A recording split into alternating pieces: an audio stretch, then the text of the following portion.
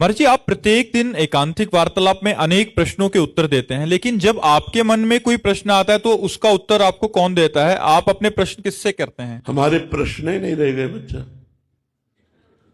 हमारे कोई प्रश्न ही नहीं रह गए बच्चा, तो उत्तर कहां से आवे?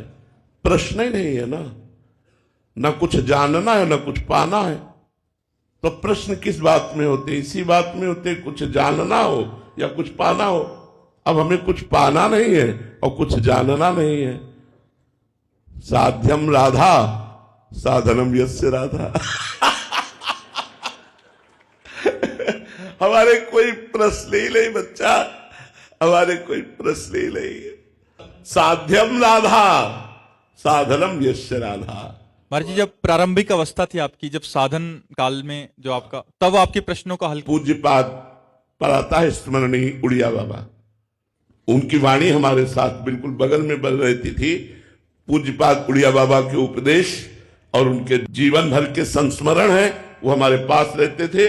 कभी कोई रात ऐसी नहीं गई जो तकिया के पास उड़िया बाबा न विराजमान हो। हमारी तकिया के पास उड़िया बाबा सिराने विराजमान, चल रहे तो उड़िया बाबा के उपदेश, जब कभी कोई तो उनके उपदेशों।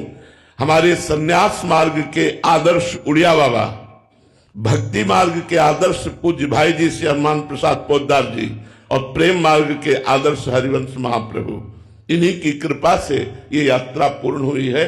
अब कोई प्रश्न नहीं रहा, अब कोई जानना या पाने संबंधी, साधन साध्य संबंधी कोई प्रश्न ही नहीं रहा।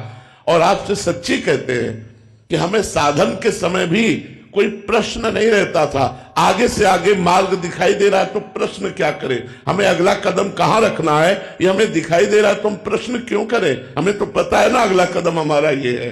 वो अंदर से सदगुरुदेव भगवान हमें उपदेश देकर अगले कदम के लिए मार्ग दिखा देते तो प्रश्न ही नहीं रहा।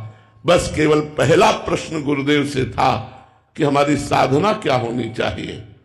प्रारंभ में जब 13 वर्ष की अवस्था में गुरुदेव से जुड़े थे तो उन्होंने कहा, बच्चा, जैसे ये किसान 2 बजे रात्रि के उठ करके हल जोतना शुरू कर देते हैं और सुबह तक अपने खेत को जोतते हैं, फिर खाया फिर लग गए, ऐसे भजन करो। 2 बजे रात के उठो और माला लेकर भजन करो।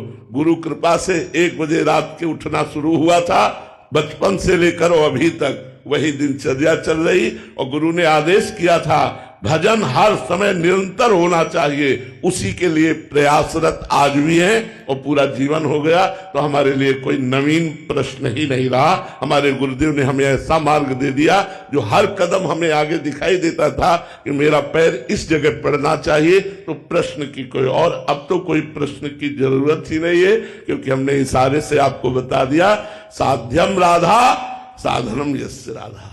राधा साध्यम और साधनम यस्य राधा। अब तो कोई प्रश्न ही नहीं रहा, अब तो साधन साध्य के विषय में कोई प्रश्न। महाराज जी, कभी तो लगता है कि अगर आप जीवन में नहीं होते तो इतने प्रश्नों के हल कैसे हो पाते? हम सब साधकों के, महाराज जी, जो छोटे से लेके बड़े तक का हर ज्ञान से। ये सृष्टि भगवान की है। भगवान अपनी सृष्टि का संतुलन बनाए रखने के लिए किसी न किसी संत के हृदय में बैठ करके काम करने लगते हैं। प्रेमानंद रूपी शरीर के ढांचे के अंदर बैठकर सच्चिदानंद भगवान स्वयं आपको उत्तर दे रहे हैं।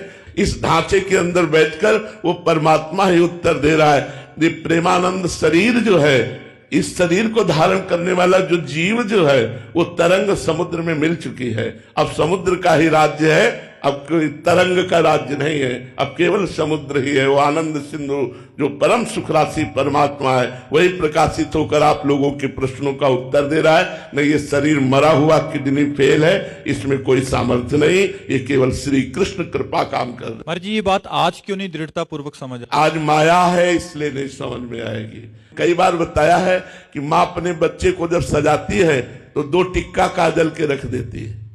बोले क्यों? बोले किसी की नजर ना लगे। तो ऐसे भगवान जब किसी महापुरुष को सजाते हैं तो 1-2 टीका ऐसे लगा देते हैं कि यदि महापुरुष होते तो ऐसा क्यों, अगर इतनी उच्च कोटि के होते तो ऐसा क्यों। और जब शरीर छूट जाता है तब बोले, उनकी जीवनी पढ़ के बोले, अरे यार ये तो ऐसे महापुरुष थे। प्रगट में गुरु साक्षात परब्रह्म, ये भाव कोई बिरला ही कर पाएगा। और जब पधार गए तब कहते हमारे गुरु जी तो साक्षात परब्रह्म और सिद्ध कोटि के महापुरुष थे, और जब जीवित रहते तो उनकी आज्ञा का उल्लंघन करते रहते, उनको एक साधारण पुरुष मान करके उनकी अवज्ञा कर देते हैं। ये माया का प्रभाव है।